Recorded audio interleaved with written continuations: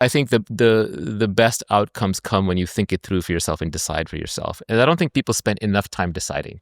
For example, we run on these 4-year cycles. In Silicon Valley, you go join a startup, you vest your stock over 4 years. That's the standard. Okay.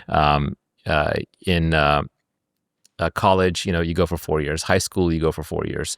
Some things take longer. You have children, they hit puberty 9 years later. That's like a 9-year cycle until that relationship changes. But we're used to these fairly long cycles, multi-year cycles in which we are committed to things. You go to law school, 4 or 5 year cycle. You go be a lawyer, 40-year cycle. These are very long cycles. The amount of time we spend deciding what to do and who to do it with, very short, very, very short, right?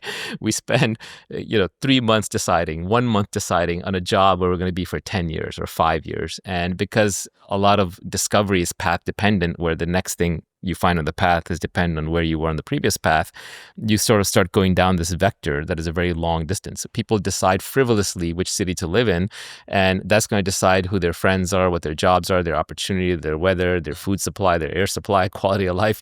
It's such an important decision, but people spend so little time thinking it through. I would argue that if you're making a 4-year decision, spend a year thinking it through, like really thinking it through. 25% of the time. Yeah, exactly. There's the Secretary Theorem. I don't know if you know that one. Is that computer science. After you've done this many people, pick Correct. the best one of the next however many? That's right.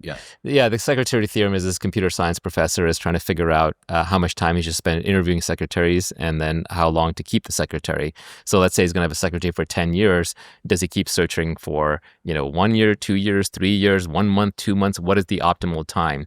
And it turns out that the optimal time is somewhere around a third. About a third of the way through, you take the best person you've worked with and try to find someone that good or better.